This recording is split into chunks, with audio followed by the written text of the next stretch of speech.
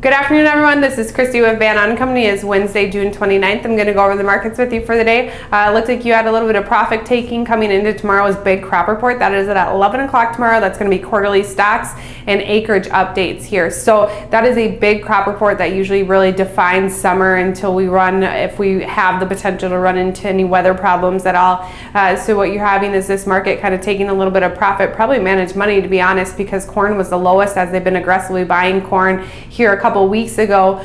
So you had corn close down about 12.5 cents, beans down 6 cents, and then wheat anywhere from 9 to 13 cents lower there. So that pressure was there. Once again, this is the second day in a row that you have had friendly outside markets and not been able to catch a good trade out of them. So a weaker dollar by quite a bit, down about 56 cents. Crude was up $1.50. The Dow was up over 200 points there, but it wasn't enough to really muster any strength out of these commodities as you come in tomorrow and kind of take a risk-off mentality. You're expecting a little bit of an increase in corn acres or bean acres and a slight decrease in corn acres coming into this. And then really quarterly stocks is going to be watched pretty closely as you've had quite the demand into these markets the last probably 2 months or so, especially into corn, as you've had some huge sales there.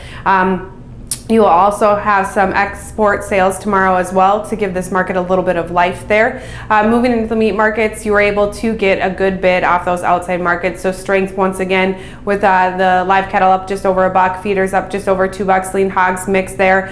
So that support came well as much.